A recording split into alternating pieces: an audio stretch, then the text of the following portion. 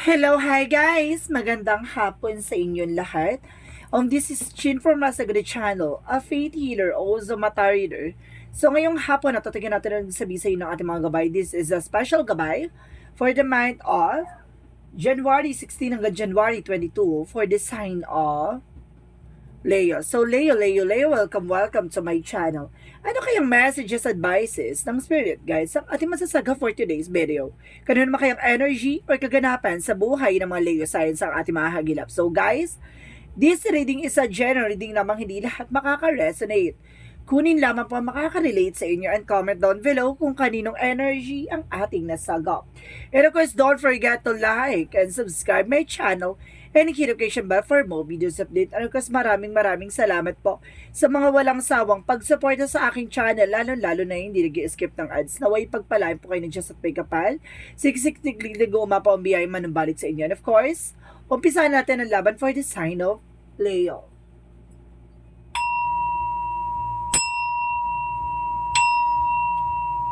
Angel Spirit, messages, given information. Ano kayang mensahe ang masasagap natin for today's video for the sign of Leo? So there's a Seven of Swords, there's a sneakiness, or something cheating lying on you. May nagsisinungaling dito behind your back. And because parang kumukuha to information or something nagtatraidor sa'yo.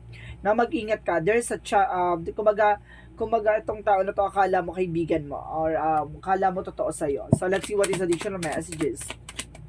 And because there's an Ace of Wands, so there's a new beginning coming in for you.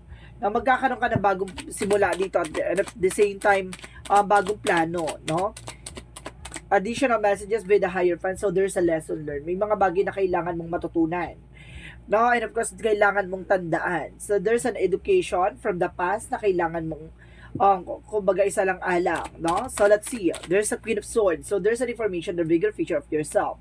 Kumbaga tingnan mo yung sarili mo, no? Or something na kumbaga makikita mo yung sarili mo 5 years, 10 years from now, kumbaga layo mo na sa dating ikaw. At the same time, the Queen of Swords represent bigger picture. Kumbaga parang something na alam niya na yung magiging possibilities. Ganon, kumbaga alam niya yung magiging eksena. Kumbaga like I said, parang matalas ang visions nito, no? Kumbaga na uunawaan at nalalaman niya na kagad yung gustong iparating o yung gustong mangyari nung mga tao sa paligid niya. Parang gano'n, nagigets niya. Or of course, parang nakukutuban niya na gano'n. And of course, there's Ace of Swords, so there's some mental clarity. Kumbaga magkakaroon ka ng tagumpay with Ace of Swords, there's a breakthrough. Mayroon of course, sinasabi na magkakaroon ka ng kaliwanagan. No additional messages. Parang kumbaga masasagot ang mga tanong mo. And of course, there's Hermit card, so there's a soul searching. May mga bagay na maglilinaw sa'yo dito about sa spirituality, no? Kumbaga matutuklasan mo, malalaman mo, maiintindihan mo yung nangyayari behind your back. So let's see what is the Seven of Swords. And of course, there's a Two of Swords represent na there's an indecision. So may mga bagay na kailangan mo pagdesisyonan. Na parang nagkakaroon ka pa ng doubt and fear or something, nagkakaroon ka pa ng doubt dun sa mga thoughts and of course sa mga hinala mo.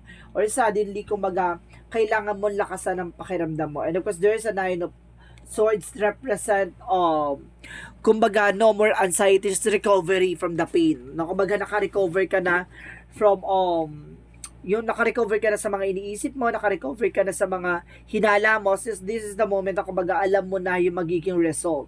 And kasi para magsisimula ka na ulit, parang ganon. Parang magkakaroon ka na ng balance, no? Pagdating sa mga decision mo with the Two of Pentacles. Kumbaga, natuto ka na eh, no? Kumbaga, nalaman mo na yung mga bagay-bagay sa paligid mo, yung mga hidden agenda nila, yung mga bagay-bagay, kaya pala ganito, ganyan, no? Kumbaga, meron pala silang lihim na eksenang ginagawa. So, let's see what is the Queen of Swords. So, there's a Five of Wands. So, nakita mo na kagad yung nagiging complication. No? Kumbaga, alam mo na kagad that there's an information na parang gumagawa ng it's a destruction or disaster or something complication na ginagawa nila. And because there's an 801, so there's a fast communication and fast movement. Kumbaga ngayon, kumbaga may mensahe or mayroong chika, no? Na may chismis, kumbaga may pakpakabalita na alaman mo na yung mga bagay-bagay. Kumbaga nagkaroon ka ng mental clarity with the Ace of Swords, na unawaan mo yung mga bagay-bagay sa paligid mo ngayon. Kumbaga na pinpoint mo na yung punot dulo ng eksena, parang ganon. Kumbaga natuklasan mo, nalaman mo sa napagtagpi-tagpi mo yung mga kaganapan. So let's see what is the Hermit card with the Death card. So ito yung something, kumbaga may yumao sa inyong mahal mo sa buhay with the soul enlightenment. Kumbaga niliwanagan ka kung bakit yumao or namatay yung tao na yon, or bakit nawala yun sa inyong mahal mo sa buhay with the Death card. Kumbaga itong tao na to ay kumbaga yumao na. Kumbaga nalaman mo na yung dahilan ng pagkawala niya. So let's see what is the Seven of Swords and the Two of Swords. There's a Four of Pentacles. So there's an information to evaluate or analyze. No? Kumbaga pagdating sa pera, kailangan mo mag-savings. No? There's a savings and budgeting. Kumbaga sinasabi sa'yo dito, protection mo yung finances mo. Baka there's something information dito na maaaring kumbaga binabackstab ka. So let's see what is the Ace of Swords and the Knight of Swords. Sa madaling salita, ginugulangan ka. Because there's a Page of Wands, there's a good news coming in for you. May magandang mensahe sa'yo, may magandang balita sa'yo yung hatid. At the same time, let's see what is the Hierophant, the Two of Pentacles. So there's a Devil card. So ito yung kumbaga gumagawa to sa something orasyon, something evil plan, something like that, na kumbaga nagbigay sa inyo ng kumbaga complication. So let's see what is the Queen of Swords and of course the Five of Wands represent the Queen of Pentacles, no? This is the kumbaga itong tao na to ay kumbaga mature person, kumbaga babae siya, around ang edad nito nasa 45, 43 ganyan. And of course sinasabi dito, ito yung taong gumagawa sa inyo. So let's see what is the Ace of Swords and the Eight of Wands represent the full card. So there's a leap of faith, no? Magtiwala ka sa ating Panginoon, magtiwala ka, there's a process and the progress. And of course sinasabi nito, the full is a new beginning, no? And of course what is the Hermit candidate, that card represent the Queen of Swords, the Knight of Swords, sorry. There's an information with the Knight of Swords. Kumbaga there's a success driven na kumbaga naunawaan mo, nalaman mo kung sino siya, na kumbaga na-gets mo kaagad. Kumbaga ngayon natuklasan mo, nalaman mo na kumbaga nagkaroon ka na ng something kumbaga distansya. So let's see what is the outcome. Ang outcome is the Nine of Pentacles. So there's a blossoming abundance. So lalago at lalakas ang business mo with the Six of Wands. So there's a victory, no? Ipapanalo mo to at kumbaga magkakaroon ka ng something success dito with the Queen of Cups. Magkakaroon ka dito ng healing. And because there's an information na kumbaga unti-unti ka na makaka-recover. And because there's the Hangman, baguhin mo na yung mindset mo. Dapat hindi ka na nagkukwento sa iba or hindi ka na nagkukwento kung kani-kanino kasi there's an information na sinasabotahe ka. So let's see what is additional messages for the career. For your career is the Five of Cups. So there's a something regret. So maraming disappointments. So kumbaga kailangan mo nang baguhin yung business mo or something trabaho mo kasi kumbaga marami kang nangyari dyan sa eksena na yan na parang, diba, maraming nasayang nawala. So let's see what is additional messages. Additional messages for career, there's a Knight of Cups. So there's an offer. May darating na mga bagong oportunidad sa iyo dyan. So let's see what is additional messages for love life. So there's a Ten of Wands. So there's no more responsibility and no more kumbaga obligation with the King of Swords. Kumbaga putulin mo na yung stop the pattern. Kumbaga nagkaroon dito ng something greedy, no? Kumbaga hindi na siya, kumbaga I see na na gumagawa sa is a family related. No, there's an information na maaring dahil sa obligasyon or dahil kumbaga na sila namiyasa, no? Parang namihasa to na kumbaga tinutulungan mo or something na sa'yo lahat ng eksena with the King of Swords na stop the pattern, no? There's a toxic family ako nasa-sense dito. Kaya to nawala yung itong tao na to, kaya ito yumao na to kasi akala niya may makukuha siya, ganto ganyan. There's an information na kailangan kumbaga ito na naputol na. So what is additional messages for your health? For your health is the the Emperor. Now, kumbaga, there's a maturity. Kumbaga, being grounded with the Five of Pentacles. Kumbaga, pagdating sa health mo, siguro marami nang nalustay or nagastos ka about sa health mo.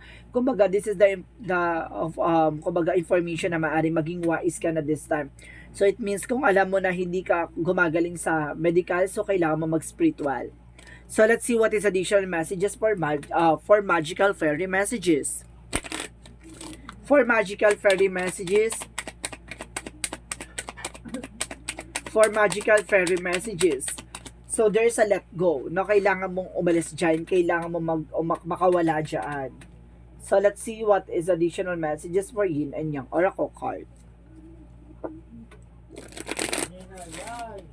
For yin and yang oracle card represent. For yin and yang oracle card represent.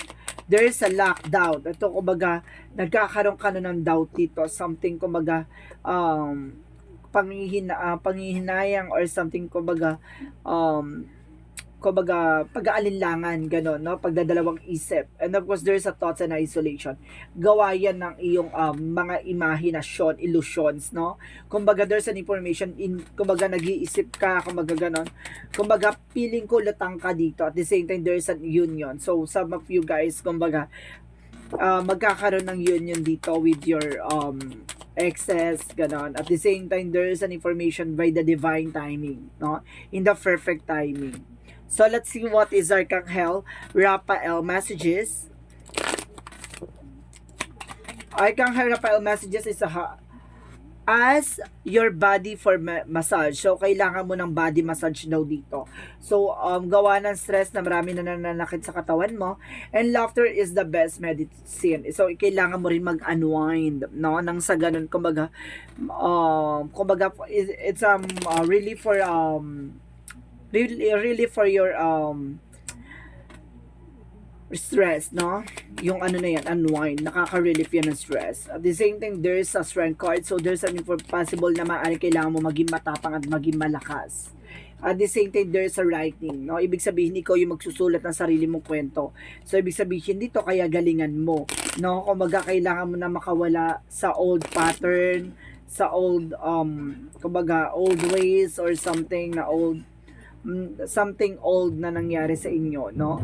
Kumbaga, there is an old habits, no? Parang something na kumbaga may mga nakaraang kumbaga nakasanayan. So yun yung kailangan ng i-let go. So let's see what is additional messages. So there's a portal. So there's a doors are opening, no? There's a reward. So binubuksan ng mga pintuan para sa mga bagong oportunidad sa iyo. So, let's see what is Archangel Michael messages. Archangel Michael messages for you is new beginning and fresh start. No, kailangan mo ng bagong simula at bagong umpisa. At first, there's a prayer will help you from your situation. Kung magdasal ka, makakatulong din yan para makaalis ka sa sitwasyon mo. So, let's see what is the chakra messages. For the chakra messages, angel spirit guides. So, there's an isolation. No, kumbaga, feeling ko lutang ka talaga dito. Hindi ka makaalis sa sitwasyon. Feeling ko, stress ka. And there's a guess, no? Kumbaga, may mga bida-bida at kontrabida. Huwag ka tumanggap ng ano, no? And there's an expansion. There's papalawakin ng kaalaman mo, papalawakin ng kaisipan mo. Meron ditong, kumbaga, nagsusubaybay sa'yo. Mag-ingat ka. So, let's see what is additional messages. Additional messages for, blame, no? Wala ka iba sisisihin kundi yung sarili mo sa lahat ng mga nangyayari sa buhay mo. There's an adversity. So, ibig sabihin dito, kumbaga dapat marunong ka humarap sa hamon ng buhay, no? There is some challenges, no? Accept lang tayo na accept ng mga challenges. And of course, may mga bagay na matututunan ka dyan. So, let's see what is the Romance Angels. Pag sa Romance Angels, there's a let go on control issue. Napakawalan mo yung mga bagay-bagay. Ayaan mo siya mangyari naturally. And of course, you love yourself first. So, mahalin mo yung sarili mo muna. Bago ka another level of commitment. Ganon. So, let's see what is the Moontology. Moontology represent nothing will come this situation. Walang mangyayari sa situation kung hindi ka magtitake ng action. And confident is your key to success. No, kailangan mo ng kumpiyansa sa sarili mo para mag-success ka sa ginagawa mo. And of course, the time for healing. So, kailangan mo ng healing session. No, there's an healing talaga. So, let's see what is additional messages for this energy. Additional messages, there's an indecision. May mga bagay na nahihirapan ka pang mag-desisyon. And a man holding a coin. So, some of you, if you are Leo man, ikaw yung may hawak ng finances if you're a Leo women.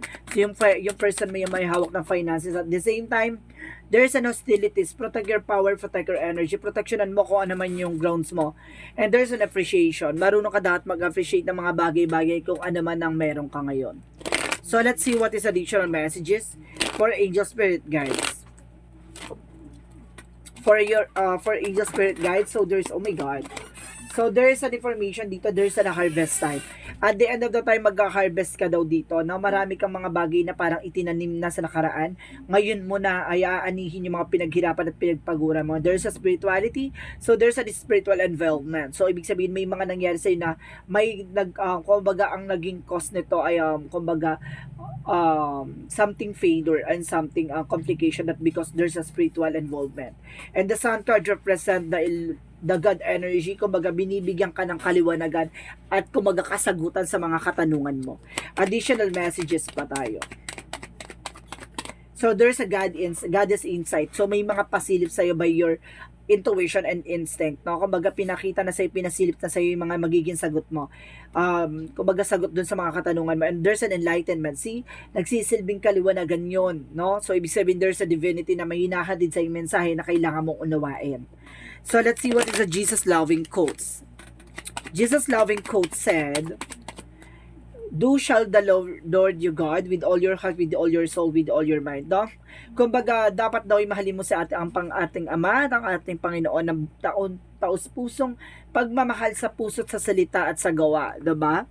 Kumbaga, buksan mo lang at maniwala ka at magtiwala. No? I-surrender mo yung mga bagay-bagay na alam mong hindi mo control. Bitawan mo. So, let's see what is the angel's answer. Mag-isip kayo na magiging question nyo, guys. Bibilang ko ng 3. Kailangan nakapag-isip ka na ng question, okay? 1, 2, 3. Angel's answer. Give me the answer for the question. Anong kasagutan po sa iyong katanungan ang mailalahad ngayon? There's a romance. Request there's a tungkol sa romance, no? May maaring there's a possible na kumbaga nagkaroon ng something lying dito because itong taong gumawa sa iyo is all about romance. So it's either naiinggit or may gusto sa person mo to. And there's a remain positive. So kailangan mo maging positibo, no? Dead ka sa mga nega. Go. Additional messages. One last card na lang. Okay, thank you. A year from now. So, ngayong taon na to, marami kang matutuklasan, marami kang malalaman. So, let's see what is the angel's number. Let's see what is the angel's number. Angel spirit guide, please give me information. So, there's an 1111, I am awakening. So, talagang minumulat ka, no? Sa kaisipan mo, sa mga bagay-bagay sa paligid mo. The universe is arranging people and experiences on your path to help you succeed and helping you wake up call to who you truly are. So, ginigising ka talaga kung sino ka talaga at kung ano ka. Mamaya, there's an abilities talaga na maaari mong matuklasan, no? At may mga bagay na kailangan mong tuklasin. So, let's see what is the messages of life. Messages of life represent application, no? Today, I apply all that I have learned during my spiritual gas. I practice love in my daily life. I allow my inner light to lift my thoughts and I do so. The law of universal love take root in my life. So see, may ugat talaga ng something dyan sa buhay mo na kailangan mong madiskubre. No, there's an application, kumbaga ina-apply mo dapat yung mga bagay-bagay na natutunan mo from the past. At the same time, may mga bagay ka dapat alamin at may mga bagay ka dapat natutunan about sa spirituality. So, ibig sabihin dito, nagkaroon ka ng signs or synchronicities na binibigyan ka ng mensahe ng ating angel spirit na kumbaga palawakin ang kaisipan mo, kumbaga subaybayan mo yung mga bagay na sa paligid mo, lakasan mo ang loob mo, lakasan mo ang pakiramdam mo. Kasi there's an information na binibigyan ka or there's an spiritual activation. Kumbaga naglilinaw na may kakayanan ka. Kailangan mo lang tuklasin at kung paano.